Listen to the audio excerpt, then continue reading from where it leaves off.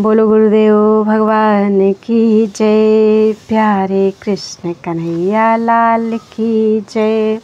श्री योग वासिष्ठ महारामायण स्थिति प्रकरण चल रहा है और आज है 45वां सर्ग। श्री वशिष्ठ जी बोले, हे राम जी, इस प्रकार जो उपजा है वह कुछ नहीं उपजा और ना स्थित है, शून्य आकाश रूप है और मन के फुरने से सृष्टि भासती है। बड़े देश काल क्रिया संयुक्त जो ब्रह्मांड दृष्टि आता है उसने परमार्थ में कुछ भी स्थान नहीं रुका। स्वप्न पूर्ववत संकल्प मात्र है और आधार बिना चित्र है। जैसे मूर्ति का चित्र आधार बिना मिथ्या होता है, तैसे ही यह जगत बड़ा भासता है पर मिथ्या है। असत्य तम रूप है और आकाश में चित्त की नाई है। जैसे स्वप्न में भास रूप जगत भासता है वह असत रूप है, तैसे ही यह शरीरादिक जगत मन के फुरने से भासता है। मन का फुरना ही इसका कारण है। जैसे नेत्र का कारण प्रकाश है, तैसे ही जगत का कारण चित्त है। सब जगत आकाश मात्र है और घट पट गढ़ा आदि क्रम सहित भी असत रूप है। जैसे जल में जो चक्रावर्त भासते हैं वे असत रूप है, तैसे ही पर्वतादिक जगत असत्य रूप है। अपने निवास के निमित्त मन ने यह शरीर रचा है। जैसे कुशवारी अपने निवास के निमित्त ग्रह रचता है और आप ही बंधन में आती है, तैसे ही मन शरीरादिक को रचकर आप ही दुखी होता है। ऐसा पदार्थ कोई नहीं जो संकल्प से रहित सिद्ध हो और मन के यत्न से सिद्ध ना हो। कठिन क्रूर पदार्थ भी मन से सिद्ध होता है। परमात्मा जो देव है वह सर्वशक्तिमान है, मन भी उसी की शक्ति है। वह कौन पदार्थ है जो मन से सिद्ध ना हो। मन से सब कुछ बन जाता है, क्योंकि जो कुछ पदार्थ है उनमें सत्ता परमात्मा की है, उससे कुछ भिन्न नहीं। इससे परमात्मा देव में सब कुछ संभव है। आदि चित्त कला ब्रह्मा रूप होकर उदय हुई है।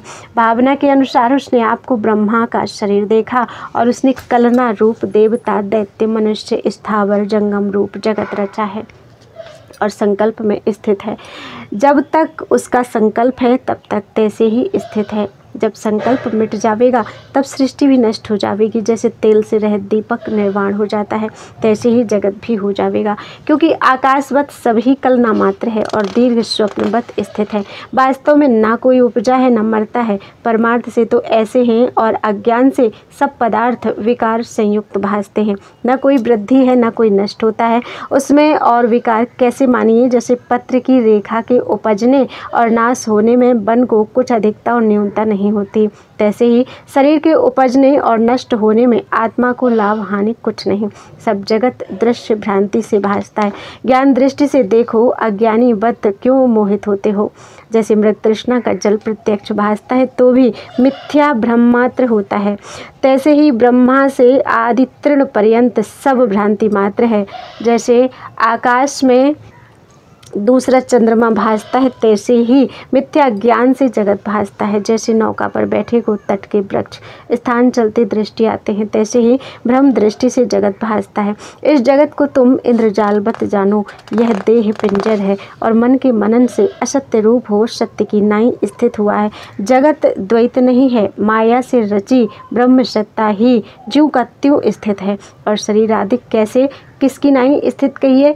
पर्वत तृणादिक जो जगत आडंबर है वह भ्रांति मात्र मन की भावना से दृढ़ होकर भासता है और असत्य ही सत्य होकर सत्य रूप होकर स्थित हुआ है। हे राम जी, यह प्रपंच नाना प्रकार की रचना संयुक्त भासता है पर भीतर से तुच्छ है।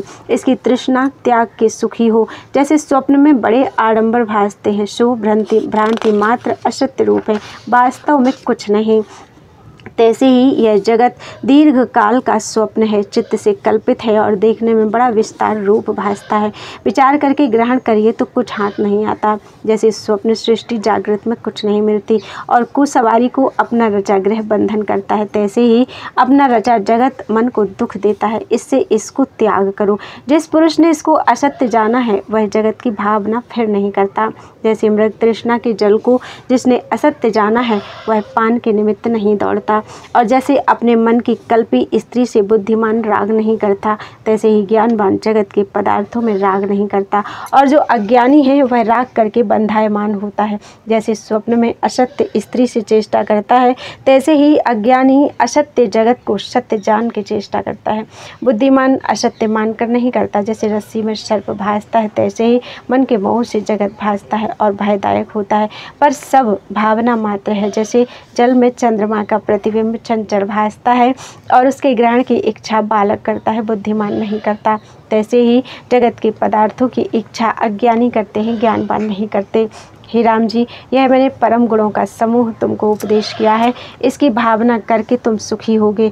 जो मूर्ख इन वचनों को त्याग के दृश्य को सुख रूप जान के उसमें लगते हैं, वे ऐसे हैं जैसे कोई शीत से दुखी हो और प्रत्यक्ष अग्नि को त्याग कर जल में प्रतिबिंबित अग्नि का आश्रय करे और उससे जाड़ा निवृत्त किया चाहे, तो वह मूढ़ है। तैसे ही आत्म विचार को त्याग के जो जगत के पदार्थों के सुख के निमित्त इच्छा करते हैं, वे मूढ़ हैं। सब जगत असत्य रूप है और मन के मनन से रचा है। जैसे स्वप्न में चित्त से नगर भासता है, तो यदि वह नगर जलता भासे तो कदाचित नहीं जलता, तैसे ही जगत के नाश हुए आत्मा का नाश नहीं होता। वह उपजने, बढ़ने, घटने और नाश होने से रहित है। जैसे बालक अपनी क्रीड़ा के निमित्त हाथी घोड़ा नगर रचता है और समेट लेता है, तो वह उसके उपजने मिटने में ज्यों का त्यों है। और जैसे बाजीगर बाजी को फैलाता है और फिर लय करता है, तो उत्पत्ति लय में बाजीगर ज्यों का त्यों है, तैसे ही आत्मा जगत की उत्पत्ति लय में ज्यों का त्यों है, उसका कुछ कदाचित नष्ट नहीं होता। जो सब सत्य है तो किसी का नाश नहीं होता। इस कारण जगत में हर्ष शोक करना योग्य नहीं, और जो सब असत है तो भी नाश किसी का ना हुआ और दुख भी किसी को ना हुआ। सत्य असत्य दोनों प्रकार हर्ष शोक नहीं होता। स्वरूप से किसी का नाश नहीं और सब जगत ब्रह्म रूप है, तो दुख सुख कहाँ है। ब्रह्म सत्ता में कुछ द्वैत जगत नहीं बना। सब जगत प्रत्यक्ष रूप भासता है तो भी असत रूप है। उस असत रूप संसार में ज्ञानवान को ग्रहण करने योग्य कोई पदार्थ नहीं, और सब जगत में ब्रह्म तत्व है, कुछ भिन्न नहीं। तो त्रिलोकी में किस पदार्थ के ग्रहण त्याग की इच्छा कीजिए। जगत सत्य रूप हो अथवा असत्य, ज्ञानवान को सुख दुख कोई नहीं, और भ्रांति दृष्टि अज्ञानी को दुखदायक होती है। जो वस्तु आदि अंत में असत्य है, उसे मध्य में भी असत्य जानिए, और उसके पीछे जो शेष रहता है वह सत्य रूप है, जिससे असत्य भी सिद्ध होता है। जिनकी बाल बुद्धि मोह से आवृत है, वे जगत के पदार्थों की इच्छा करते हैं, बुद्धिमान नहीं करते। बालक को जगत विस्तार रूप भासता है, उससे वे अपना प्रयोजन चाहते हैं और सुख दुख भोगते हैं। तुम बालक मत हो, जगत अनित्य है, इसकी आस्था त्याग कर सत्यात्मा में स्थित हो। जो आप संयुक्त संपूर्ण जगत असत रूप जानो तो भी विषाद नहीं, और जो आप संयुक्त सब सत्य जानो तो भी इस दृष्टि से हर्ष शोक नहीं। ये दोनों निश्चय सुखदायक हैं। आप संयुक्त सब असत्य रूप जानोगे तो दुख ना होगा।